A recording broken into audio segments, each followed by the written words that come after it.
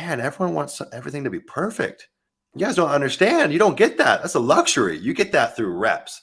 You never get that in the beginning.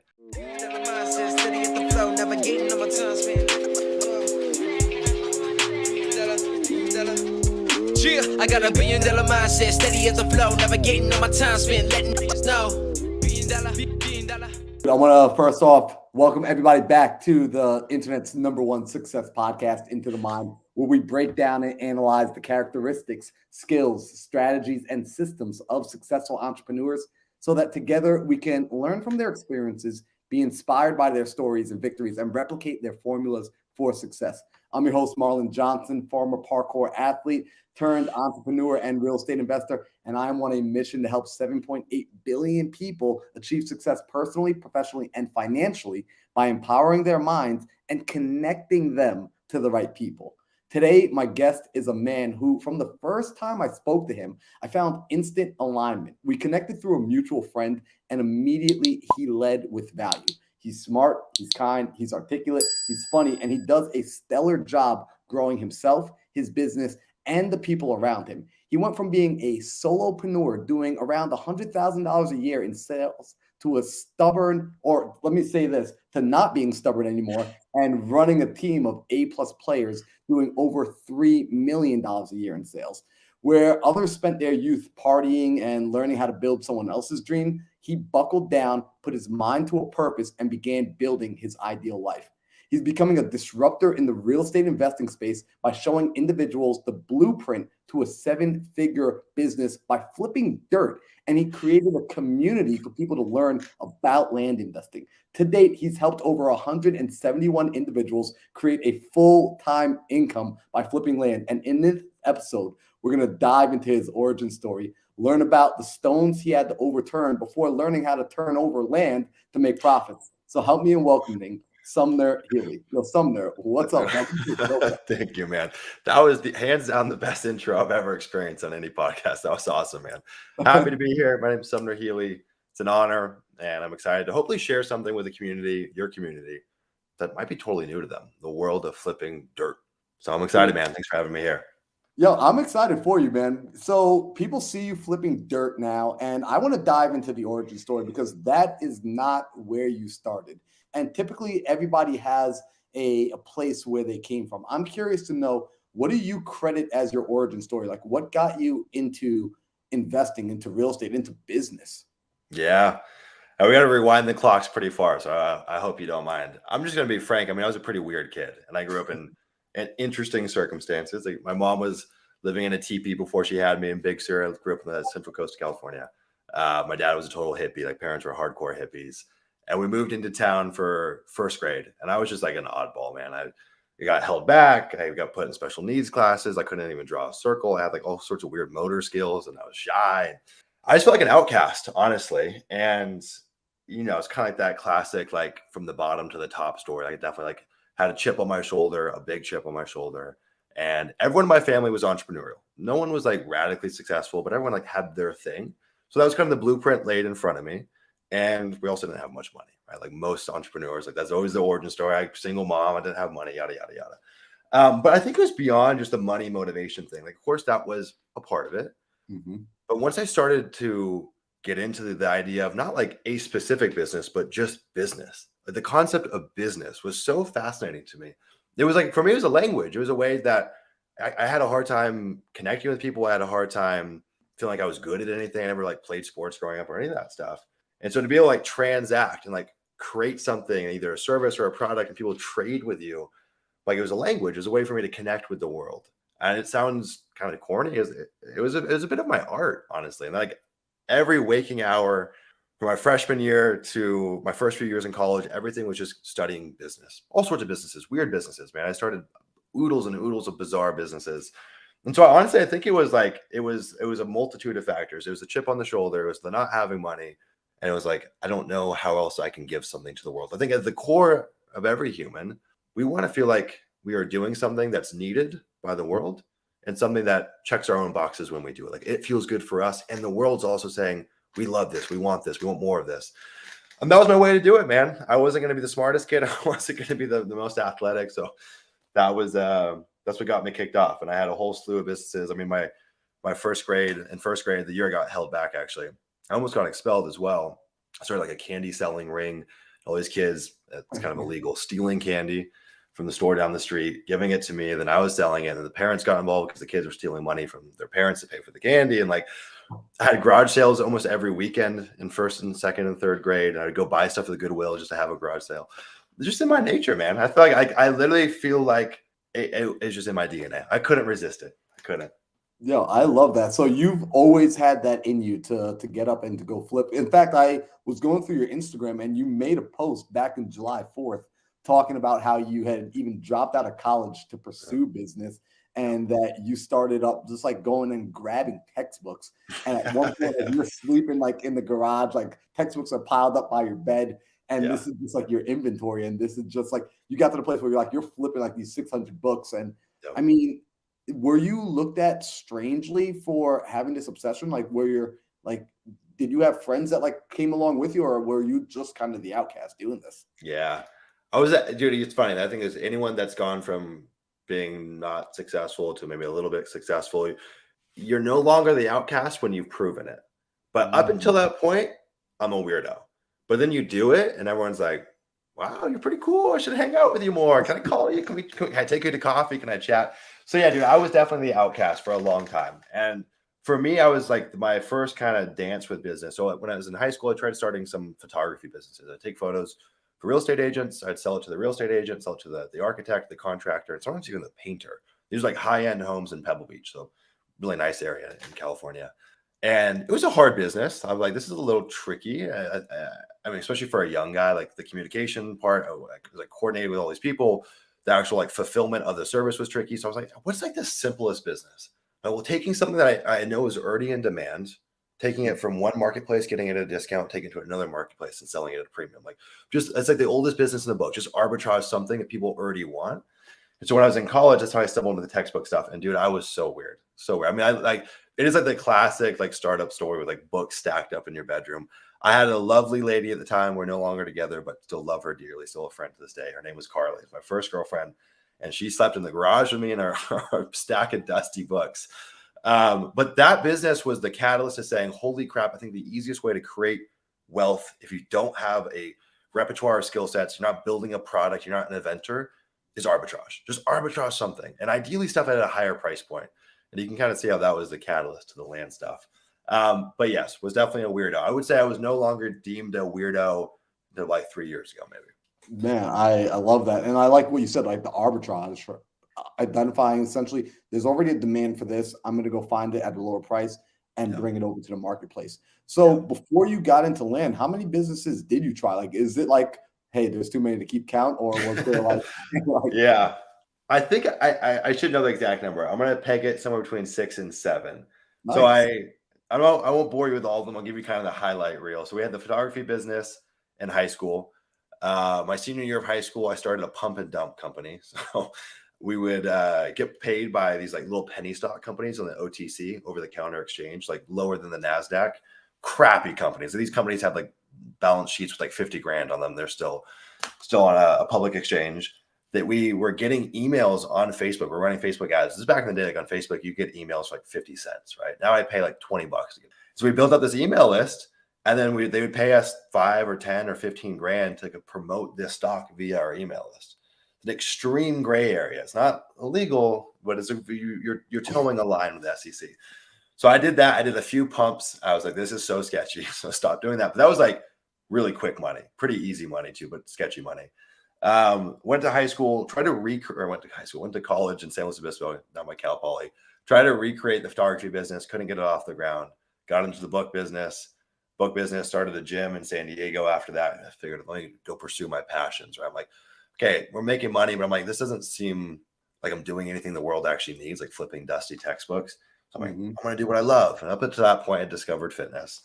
Opened up a gym in San Diego. I'm like, I'm just not making any money doing this. Like, how can I strike that balance of passion and income? Like, I'm like trying to find that balance. Started doing online coaching, came back from an internship. I went to an internship in Washington, D.C. for a company called Raytheon, like selling missiles and stuff like that to governments. Really, really crazy situation. And then that's how I got into the land business. I came back. I said, I've always been interested in real estate. And I always imagined real estate as like this wealth building. You make a lot of money, you preserve your money in real estate, right? And up to that point, I had made like the textbook business. We would do 15, maybe 30 grand a month, but I didn't really know how to keep that money, right? I would sit it in a bank account and I'd like spend it or just do silly things. It wasn't investing. It was I could make the money, I couldn't keep the money kind of thing. Mm-hmm. Came back. I said, hey, real estate's always been fascinating to me. I didn't really want to be an investor. So I said, you know what, wholesaling, right? I was listening to all the bigger pockets. You know what's funny is actually back in the day, this is probably 2018, maybe 2019. I've never met Pace Morby, but I remember Pace Morby. Someone found him on Instagram, and he did a ride along. It's back when he's like taking random people in his car, and he did a ride along with one of my friends in San Diego. And I hit him up. I was like trying to find someone to show me the ropes of wholesaling. And during that time, I started door knocking. I'm like, you know what? I'm going to also figure this out simultaneously. I'm not going to sit on the sidelines. And so door knocking in Poway, California, and it was a grind. Man, have you door knocked before? Dude, I literally started door knocking in COVID in New York during COVID. Oh my gosh. But dude, it is not for the faint of heart, man. I'll tell you what. I thought I had thick skin, but good Lord. I was just getting beat up left and right. And so after a few weeks of doing that, I remember I came home, I started looking for tax delinquent lists. I wanted to find a tax delinquent list in San Diego. I was like, I'm just going to write them some letters. And the tax delinquent list, to get access on it, and the San Diego County website was really hard. They had to like jump through all these hoops. So I just started poking around, like just searching county delinquent lists. Just show me one anywhere. Maybe I was just sending letters to people and fill in the blank county. And I found a tax delinquent list in a county called Elko County. You ever heard of that? Nope. Dude, it's like as far north as you can get in Nevada. I mean, this place is like, it's like Mars, dude. It's like literally the middle of nowhere. There's probably like 2,000 people in the whole county. The tax delinquent list was super accessible. It was just like a PDF on the county website. I'm like, well, they made that easy. Download that.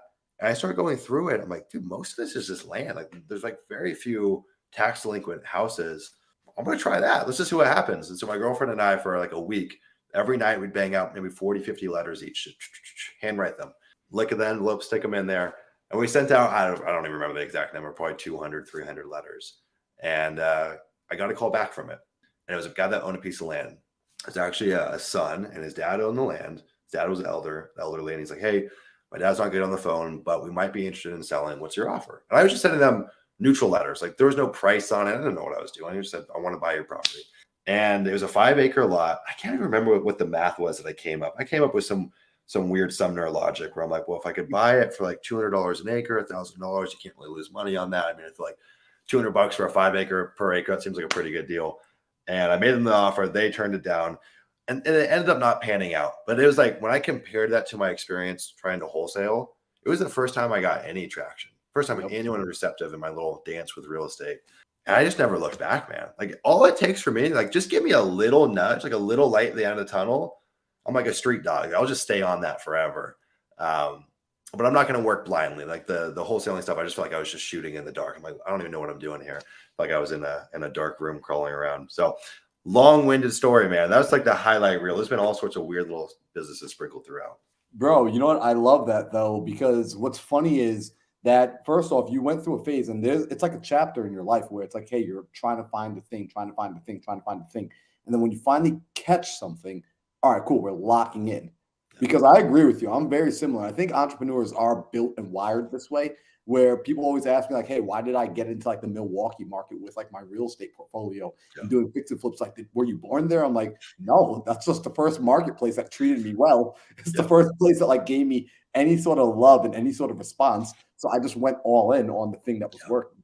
There's no rhyme or reason behind it. Yeah. So you start getting into the land and you start to get like that. It doesn't turn into a deal, but it gives you like a little proof of concept that people are willing to have this conversation.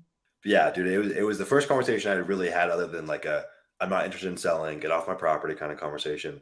And I realized in that dynamic, I'm like, the bottleneck wasn't the fact that they weren't motivated. It was that I didn't know how to underwrite the deal. I gave them a bull crap offer. I don't know if I can cuss on here. And I decided to not do more research and kind of flesh it out. I held strong at 1,000 because I was honestly scared. I'm like, I don't want to buy a bad deal. And at that point, I probably had like 10 grand in my bank account or something like that. So yeah, dude, it's funny that I think a lot of people sitting on the sidelines, they want to reverse engineer what we've done. And the assumption is, well, everything has a rhyme or a reason, right? Because there's people on the sidelines, they want that cookie cutter answer. It's like, just do X, Y, and Z. Here's all the steps you go through, as if it's like this set process. And it never is, dude. It never is. And that's a perfect example. So I went back to the drawing board. I said, I'm going to figure out how to underwrite deals. And what I decided to do is I said, I'm going to underwrite the deals on the front end. So I'm going to go and find a market, and I'm going to go say, cool, quarter acres in this market, it seems like they're trading for $10,000. I'm going to send out letters. I'm going to offer them 4,000, 5,000, something along those lines. And at that time, of course, I got the call back from the owner. I'm like, do other people do this whole land stuff? Started go shopping around, started going on YouTube. I found a couple like old school land investors that had like hundreds of videos. They've been doing it forever. I started just engulfing their content. And I actually found a guy out there that had a template online. It was a purchase agreement template. It's an offer letter and a purchase agreement template. And I bought that template. I said, I'm going to get a nicer letter. I'm going to print this. I'm not going to handwrite this. I got a purchase agreement. I barely even knew what that was. Got a purchase agreement, and I started applying prices to what I was going to offer. So I actually went, I said, this is so spot on with your Milwaukee example. I said, Nevada's good to me. So I'm going to stay in Nevada just because I got one call back. I'm like, Nevada must be good. So I go and find a little town called Pahrump. You ever heard of that? No. Yeah, I mean, I'm throwing out all the weird towns for you tonight. Yeah. I would be surprised if you did. So I actually mark my words though. I think Pahrump, not now, but at some point could be a good buy and hold market. Just saying. It's just maybe 45 minutes west of Vegas. And so everyone that's getting priced out of Vegas is kind of moving over that. That's becoming like the extension of the suburbs. And so it's actually a really weird market. It was like this crazy subdivision that was made, I think in the 50s or 60s. And these developers went out there, they chopped up all the land into like tiny, like 1/10 of an acre to maybe a half acre, really small lots. A lot of them have no utilities. They're like miles away from utilities, can't be built on, or not easily at least. And these developers, what they did is they chopped up the land, and then they would go and put people on the strip. And they would get these tourists that are walking on the strip, and they would pull them into like a timeshare room. And there's guys on there just hard closing, pitching people on these properties hard. Guys back in the 60s and 70s were buying these quarter acre lots for like 20, 30 grand, which is a ton of money back then. And now those same properties, when we were selling them at like six grand, something along those lines. So that was actually one thing that kind of confused me, because I'm like, these things are trading at such low prices, but people had bought them for 20, 30, 40 grand way back in the day. But I just used the comp data. I just used the data of like, okay, this is what things are actually selling for. I found these quarter acre lots that were trading for, I don't know, 4 to 6 grand, depending on the proximity to utilities. And I made an offer at $1,027.27. That was the offer I put. But the logic was like, dude, if I'm really specific with the number, maybe they'll think it's like, it's a genuine offer. Like I really did my research. I sent out a little over 1,000 letters. I paid a mail house out in San Bernardino. I think it cost me like $600 or something like that. And I didn't realize how slow direct mail was. Like when I went and dropped off the packages is a little bit quicker. These took a while with the printing and the mailing. So I started getting antsy like the third week. And I remember going to the gym, I pull up to LA Fitness, and I get a call from a husband and wife. It's a Filipino couple. They're looking to move back to the Philippines. They need money for a plane ticket. They said, our little lot out in Pahrump, if you can get us this closed in the next week, we'll do it. That was it, man. I was hooked, man. I was hooked. I found a notary. I sent them up a warranty deed. I said, get over there ASAP, gave them a cashier's check, and closed the deal. And frankly, I probably did everything wrong. I probably like legal description was wrong. Deed was messed up. I didn't care. Figured it out as I went. And that's the origin story, man. Bro, I love that. Right. And what I love is by the way, like that technique of making the numbers very oddly specific. The same thing we do in real estate, like the same thing we do with the residential houses. Right? It's never an offer for $90,000. It's $89,714.27. It's literally like my first mentor taught me. He was like, whatever your offer is, just make it something that's not easily divisible by 2, because then no one ever questions it. And I was like, that's genius. Well, dude, I think just to add on to, I also think there's a specificity of having a number that maybe not divisible by 2, and like, you have some sense on there. But also there's a psychology to numbers. And I really do believe this. And I've back tested it, not thoroughly, but a bit. Numbers that end in 7 seem to convert better. I don't know what that is. So I really do think there's something to that. Absolutely. So you start figuring this out, right? Like it really is trial and error, but it's taking action. It's actually just doing the work. You figure like, hey, let me go and take a little bit of risk, see what happens. And you get this first deal, you get the homeowners saying, or the landowners saying, we're interested in selling. And you start slapping the paperwork together too, right? Because I know I looked somewhere and you did basically your own TC work, which you, at this point in time, you're like, you would never do again. But in the beginning, like you truly were just figuring it out. I'm so man. I would went and go went and found an old deed with the county records. You know how counties typically aren't supposed to give legal advice. I'm like pestering the lady at the front office, please tell me how to do this. And she finally caved, and she's like, okay, I'll tell you off the record. This is how you format it. Make sure the legal description's a carbon copy. Like, she gave me like the lowdown. Then there was like this ancillary document you had to record on top of it. I forget the name of it. And yeah, she showed me the ropes. And honestly, I probably still did most of it wrong, right? And that's the interesting thing. I'm sure you experience this with folks that you interface with that are new to real estate. Man, everyone wants everything to be perfect. You guys don't understand. You don't get that. That's a luxury. You get that through reps. You never get that in the beginning. And just like that willingness to say, I'm going to suck. So what? I think that's like the only true skill I've ever had is like, I mean, we all have some level of ego, but my ego in terms of being good is pretty low. I'm just like, I will suck. I'll just suck longer than most, and that's okay. You know, and it's funny because I was just about to ask you, because that I think is one of the things that hold people back the most is it's almost like they forget that at some point they sucked at everything that they're now good at. And I think the only thing that I ever have going for me is I just remember, no, like I've never been naturally talented at anything. I've just been willing to keep doing it long enough until it worked. Yeah. So dude, and that's like honestly one of the most empowering things, especially, I don't know what your upbringing was like or your childhood, but like when you were starting kind of at the bottom in all capacities, like you've just known what it's like to suck longer. Sometimes the people that they've been good at everything, there's such a fear of being bad that it prevents them from ever doing it. Yo, I've been bad at everything my whole life since the beginning. I just got really comfortable with that. You know, I was 117 pounds my senior year of high school. Like, I was small, I wasn't smart. I had none of those things. So just getting comfortable with that, you know, I think it's actually, I look back at it like it's an immense blessing. That's funny, man. I think we had very similar origin stories. So you start to get this traction. You start to figure out this deal. By the way, how did that first deal work out? So you put it on the contract for a little over $1,100, and properties in the area is selling for, you said, about $6,000. What were you able to do with that first property?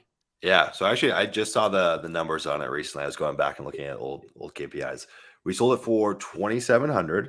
I sold it on Facebook. So part of the ethos with what we do, land is so different than like single family houses, or really any other real estate asset. There's so much supply of land out there. Our biggest roadblock is not like the supply of finding deals, just the demand. Right. So we have to be really exclusive with like working in the right markets where there's a ton of demand, there's limited supply. But even beyond that, there's still a finite number of buyers at any given time. That's like our biggest roadblock in the land business. It's easy to buy, it's harder to sell. So part of what we have to do is like price is kind of the easiest lever to get things moved beyond a few other things that we started to kind of wisen up to. But in the beginning, I was like, I'll just sell it cheaper than anyone else. I sold it for $2,700, sold it on Facebook, sold it to a lady out in Minnesota. Still to this day, I'm shocked she trusted me. Like, honestly, I was so ignorant. I didn't know how to close a property or sell it to someone else. We got on a phone call. She's like, yeah, I'm going to move out there. She's like, kind of running away from something. I don't know what it was, but she was like, she's kind of on the move. She had to get this property ASAP. PayPal'd me the money, did what I said I was going to do, recorded the deed, and never heard from her again. Dude, people were like getting anxiety listening to this. I know.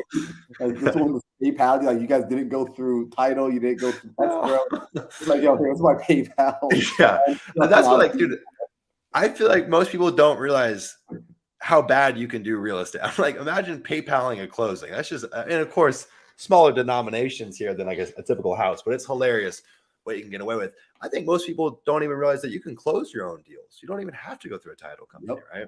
So I love that. I'm curious, right? Because I think that's the thing that goes through most people's minds, like especially like me, right? Sumner, I grew up in New York, right by like the Metropolitan. I was in Long Island, right next to Manhattan, millions of people. I'm always surrounded by suburbs, always surrounded by buildings. I wasn't in a rural area. And when we think about land as like a New Yorker, I think about, man, who's ever buying land in the middle of, in essence, nowhere, right? Because relative to me, it feels like the middle of nowhere. So who are those buyers? Because I think that's what people worry about. Like, well, Sumner, who do I sell this land to? Who's actually going to want to buy this land?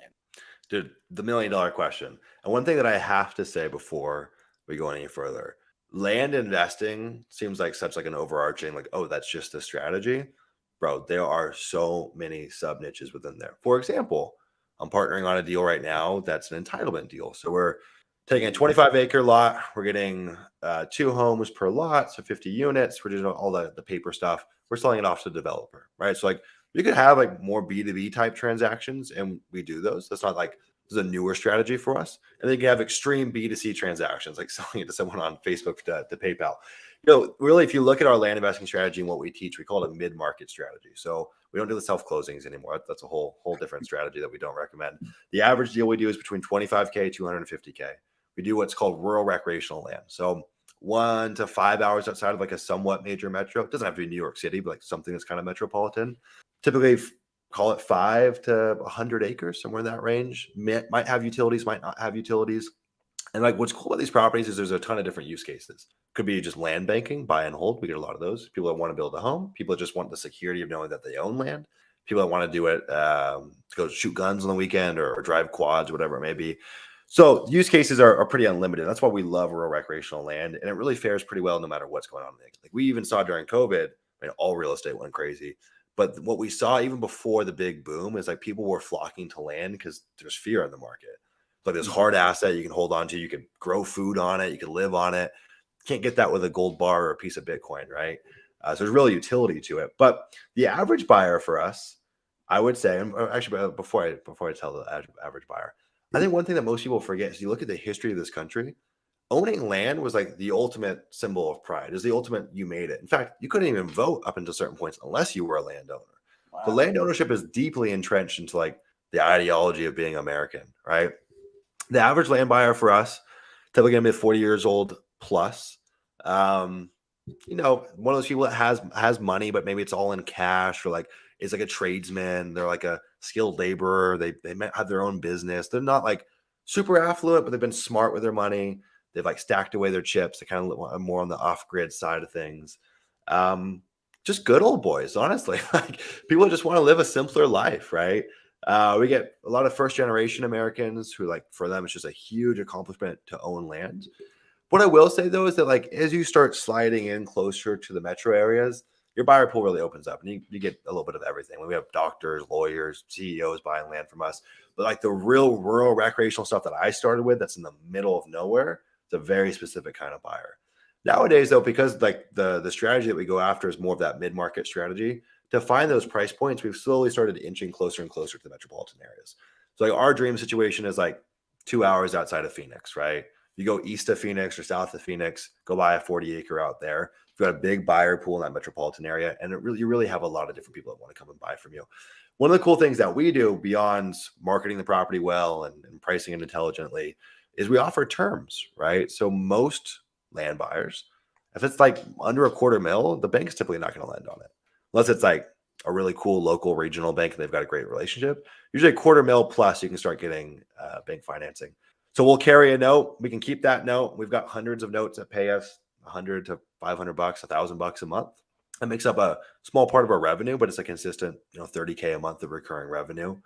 Or we can sell that note and we can get a 80% payment off the note's value. And so you have a lot of flexibility. There's a ton of note buyers that want that land. So yeah, man, there's a lot more to unpack there. Do you want me to go further on the land strategy side of things? Yeah, I mean, yeah, man, because it's fun. Like what's interesting is with the land, and this is what I want to open people's eyes up to, is realizing that land can be so diverse, right? The fact that you can create cash flow from land. I think a lot of people don't ever think about that without ever having to actually put a structure on it by simply creative financing, putting the actual deal together, right? Being able to buy it cheap enough that you in turn can be the bank for these other people who can't get financing for it, which allows you to actually even bump your price up even higher.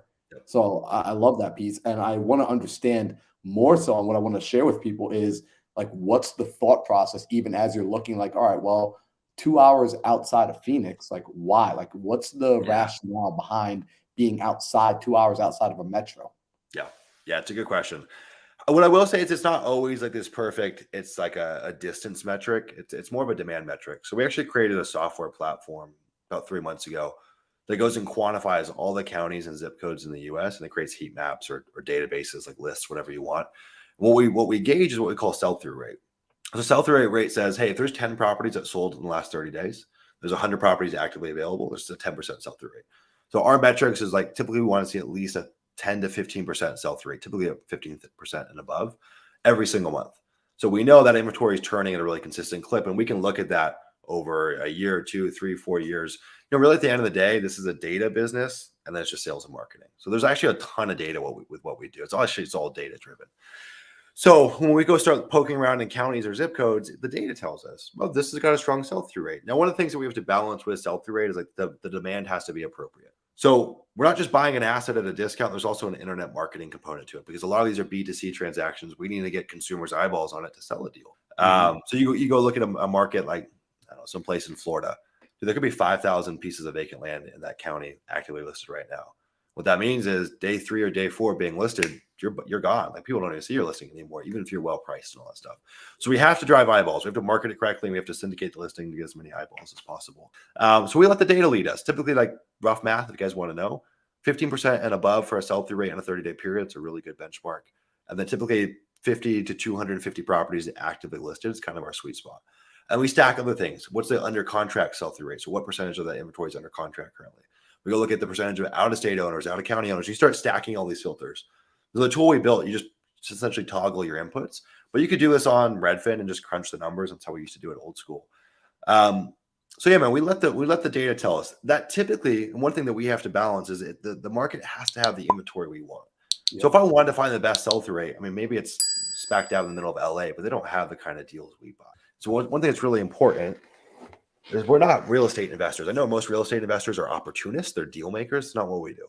This is just a business where land is the widget that we sell. And it happens to be in real estate, but it's not really like a true real estate investing business. And so we're very specific with, we only sell this kind of widget. We only sell rural rec land or this kind of land. There's a few different sub-strategies. And we build essentially a conveyor belt to do that. We just build the SOPs and the people and just put land on it. 6 months later, cash hits your bank account. Like it really is kind of like this crazy assembly line that you build out. But to do that, you have to be very specific with the metrics for what markets you will work in, the kind of land that you will buy, things like that. And so really what we've created for our students and for the folks inside our community, just like a business in a box. Like I stumbled across what I think works really well. It's just math and it's just people and it's just the systems. And you just plop that somewhere else. As long as you have capital to put into that system, it works pretty well. You know, Sumner, I gotta give you some props right there for what you just said, because the fact that you labeled your business, right, this isn't a real estate investing business. This is more so a marketing and sales business. Yeah. And our asset, the product that we're pushing out there is essentially land. Like that's the product. But at the end of the day, it's marketing and it's sales.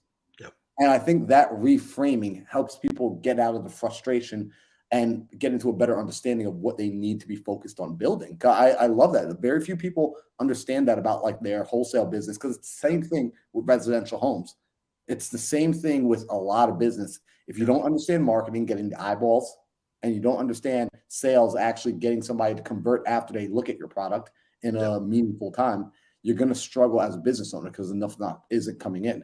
Yeah. And so the fact that you built out a system as well and let me get this straight, like you're essentially, if I heard you correctly, you're backwards engineering your buyers. Like you're figuring out where the demand, where your buyers are. And that's ultimately like kind of what's now, because you've done this a little bit more, you've had time to think and be a little bit more intelligent with your approach versus just shotgunning it. You're now going to where the demand already is. And then you're going and getting inventory for an already hungry crowd. Yeah. Yeah. Yeah, exactly. It's way easier to serve meals to people that are hungry, right? I think like what I ran into is this business is relatively easy to acquire deals, like way easier than wholesaling or any of that stuff. But I'd always get myself in these situations where I buy all these deals and like the math looked good, but I had to like shove it down people's throat for them to buy it, or it takes 6 months to move it. Like for our students, the average turn time is about 50 days, cash in, cash out. Back in the day, I didn't know what I was doing. So I was buying podunk properties in the middle of nowhere that would take way longer. Some stuff took a year to move. Luckily, we've never been stuck with a property, right? It all does move. Like there really is a buyer for all this stuff, even the weirdest stuff out there, which is shocking to me. But yeah, it's just a data play, man. It's just a data play. And then you just got to build the machinery and stuff capital into marketing and stuff capital into deals if you want to close on them. And you don't even have to do that. You can do all sorts of additional things.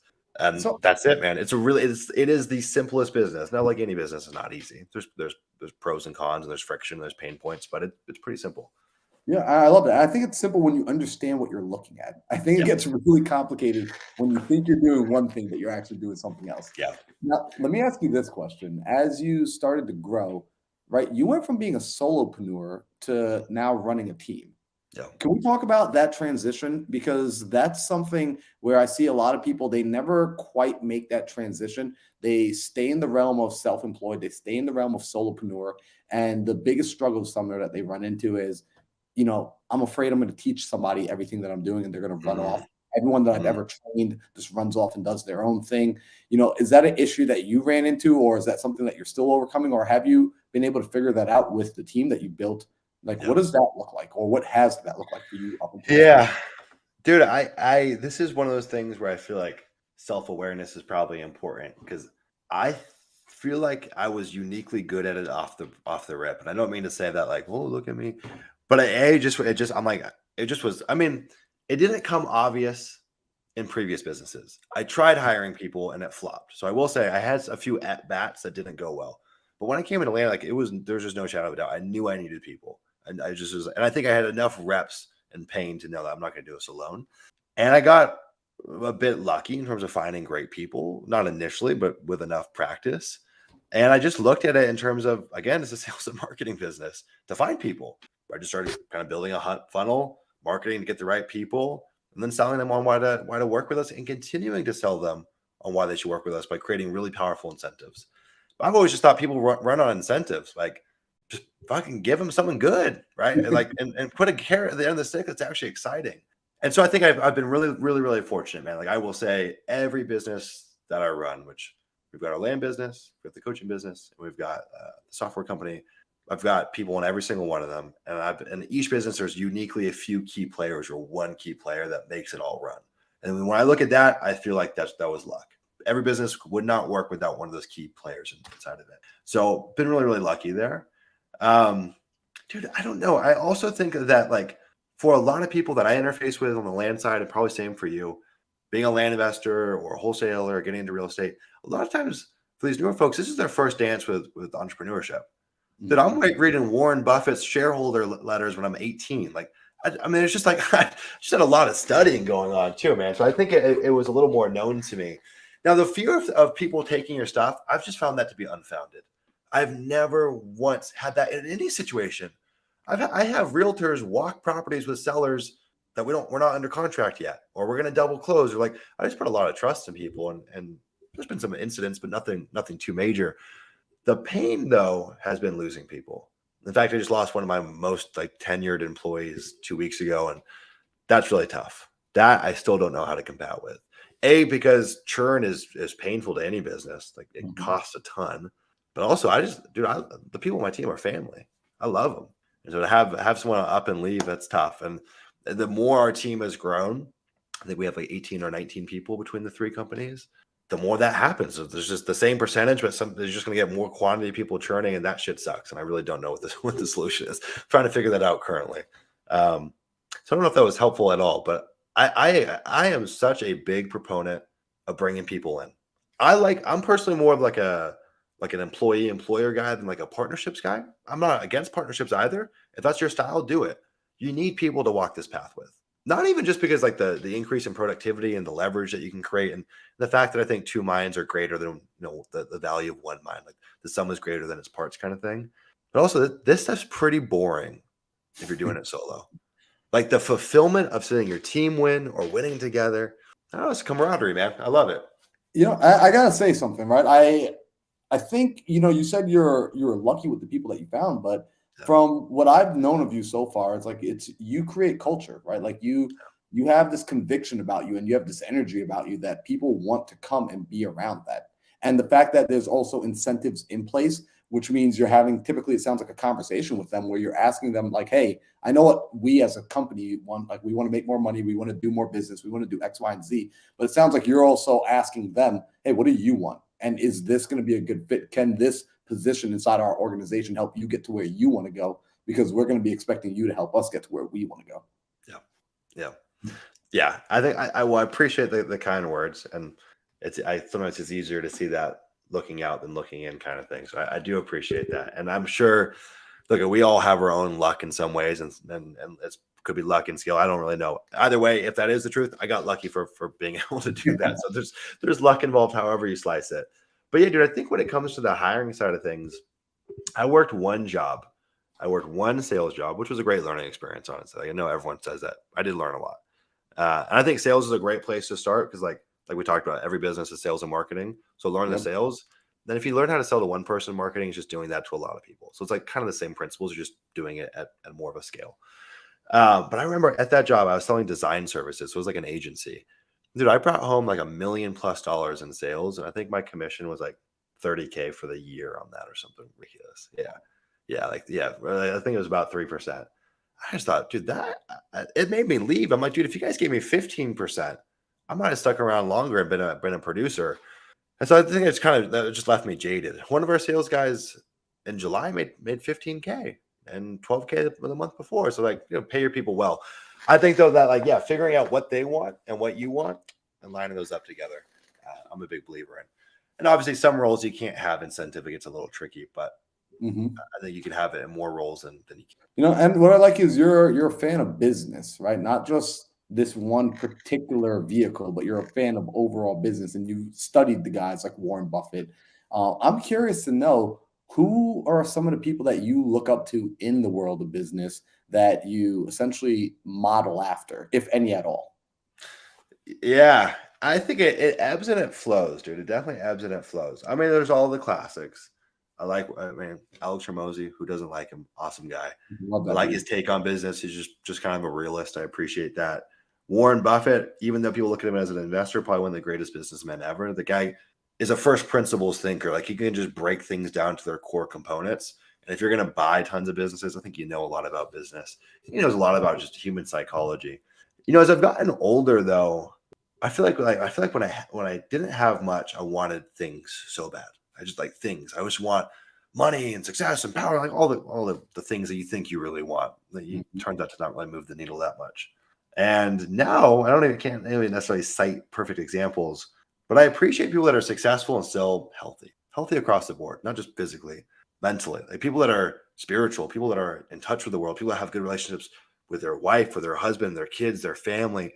Because the truth is, you look at a lot of those quote unquote business idols, behind closed doors, their lives are fucked up. And I don't think that's cool. I used to think that was cool.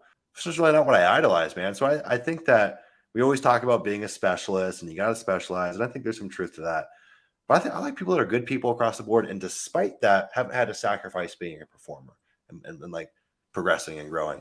So, dude, I wish I could cite like a perfect example as who that is. I can't even think of one off the top of my head.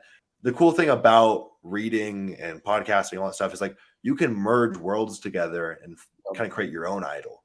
So right now I'm reading $100 million leads. I'm reading a book on the science of meditation. I'm reading a book on quantum physics. And I'm like, I love all of this. Just put it to one. And, it's kind of representation of who you are.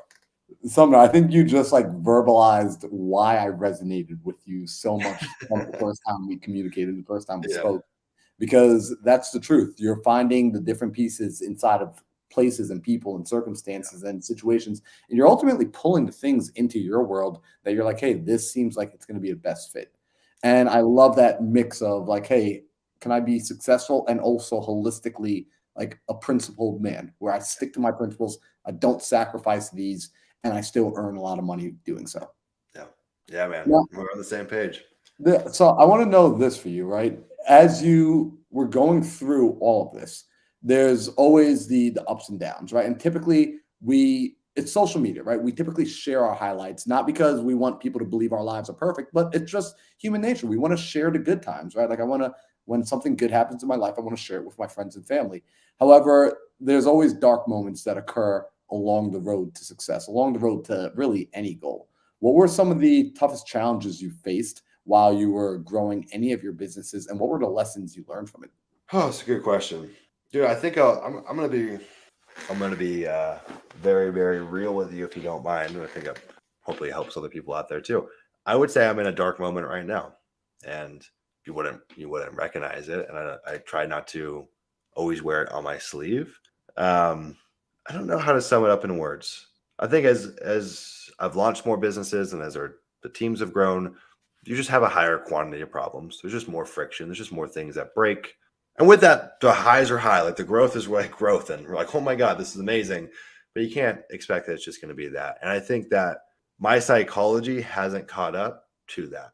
And I've just been getting my face kicked in the last few weeks, just on every level, every business, every level, almost every day. And I noticed that like what was causing the pain was I had so much attachment to things staying the same. And it's like the little kid in me was so scared for things to change that it literally felt like I might die. Like I literally felt like I will die. I wasn't thinking these things literally, but it's what it felt like Mm-hmm. if there's too much change. And I think like really for me, it's been looking at all the things that I have deep attachment to. And you think, oh, you've done the work. Well, no, it's never done, dude. You're always doing the work. I mean, anyone that says like, oh, I'm good, I've done the work, come on.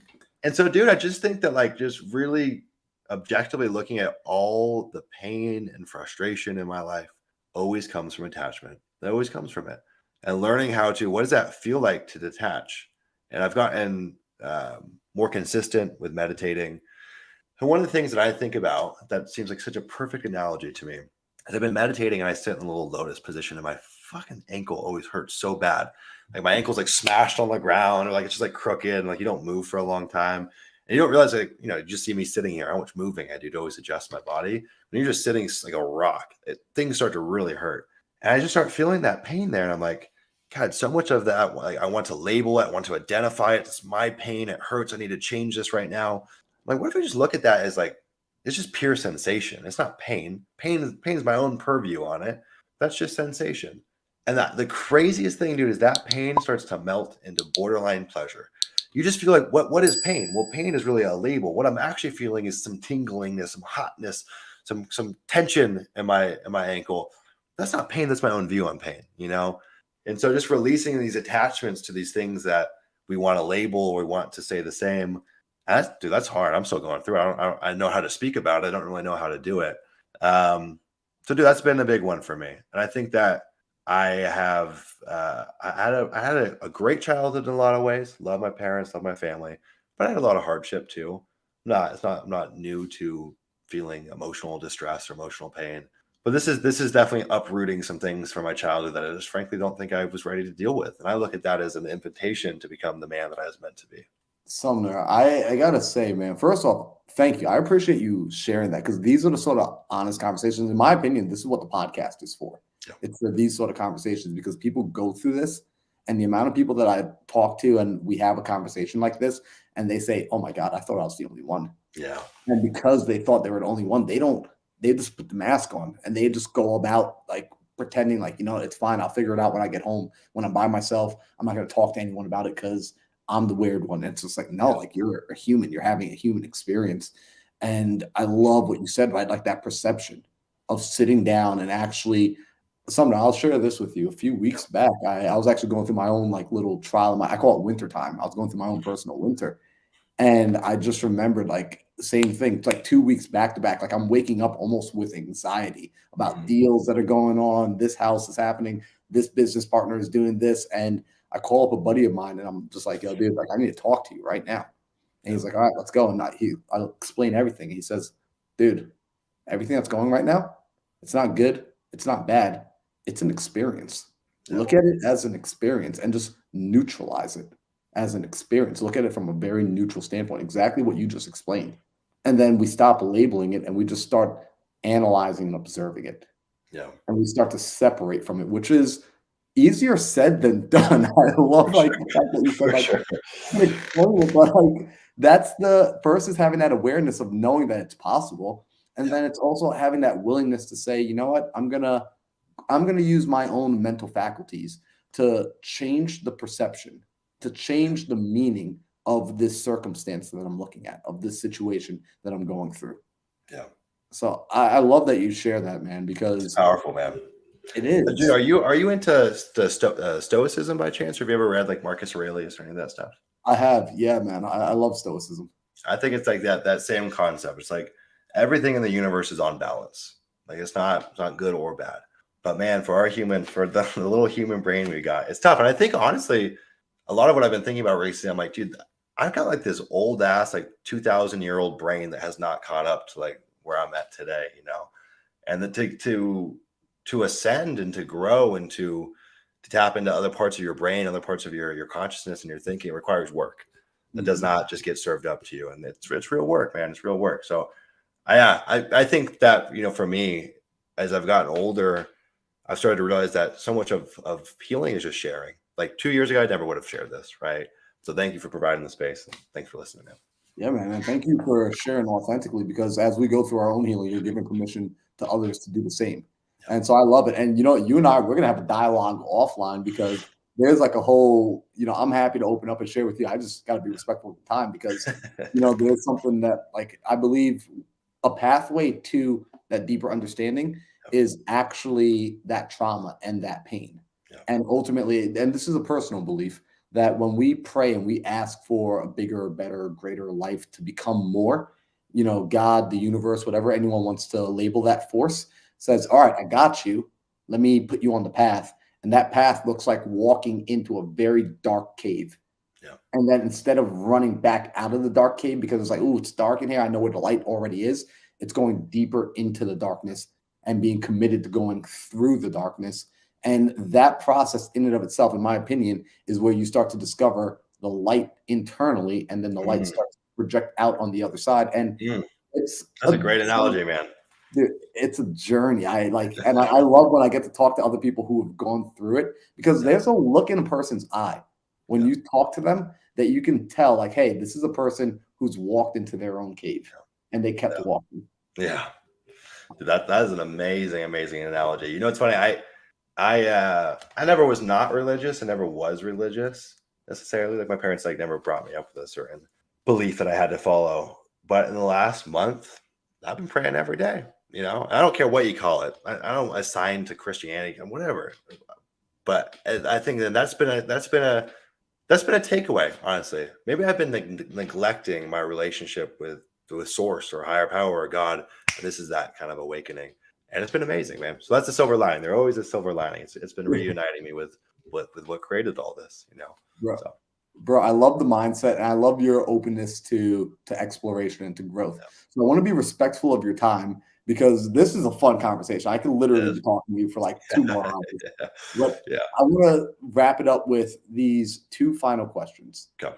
The first one is, for me, books absolutely helped change my life. I mean, I see a library right behind you. I've got my own library behind that wall, and they created a paradigm shift for me. They opened me up to new ideas, to new opportunities that I didn't even know existed.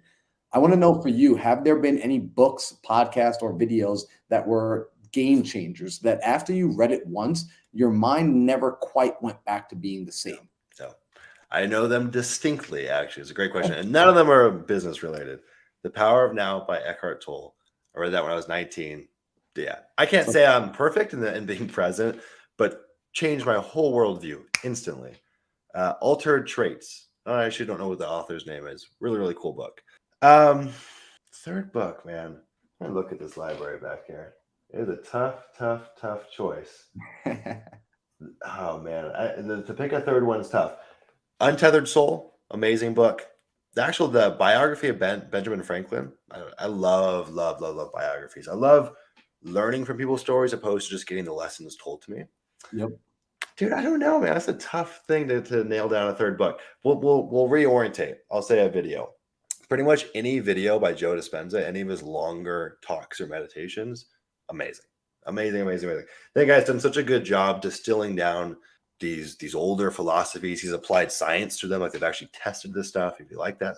And he just distills it down in a great fashion. So anything Joe Dispenza, I'll give it. That's my top 3 right there. Bro, I love it, man. And Dr. Joe Dispenza, phenomenal human. The first time I listened to him, and he was describing some of the most nuanced, unique situations that I've experienced in my own life that no one else had experienced. And then he's talking about it like he was there with me. Bro, who is this dude? So I love that. Yeah. My second question to you is one of my favorite questions I ask everybody that comes on the show. I want you to imagine, Sumner, that tomorrow you wake up, and as you're coming to, you don't remember any of the experiences you've had, right? You're a blank slate. You don't remember the books you've read, the businesses you start, the friends you've met, the adventures you've gone on, the ups, the downs, nothing. Blank slate. Now, you're not freaking out. It's not a Saw movie, so you're not scared for your life or anything like that. You're pretty calm. And as you start to open your eyes and come to, a thought begins to come to you. And when that thought comes to you, you don't question it at all. You just fully accept it, 100% faith in it. No one can ever convince you that this thought is wrong. What would you prefer this first thought to be that would start the rest of everything else? Oh, man. That is that's a loaded question. What would be the first thought I would wake up what would be the first thought I would have if I was waking up in that situation as a blank slate? What would you ideally want that thought to be? Like What you I could choose ideally that want. thought ideally Okay. want it to be. Dude. I mean, honestly, I think it's so hard for me to not be biased by what I'm feeling currently. And I think I'll draw it back to what I was talking about before. I think something along the lines of all suffering is through the root of attachment, right? And I think that's really relevant to me because getting into the entrepreneur game, like most people, money's the scoreboard, right? So attached to a certain amount of my bank account, certain amount of revenue, certain amount of growth, obsessed with it. Not because I'm like materialistic, but I just like it's the scoreboard, right? And I put that on a pedestal for so long, and my attachment to it has definitely been extremely detrimental to almost all areas of my life, right?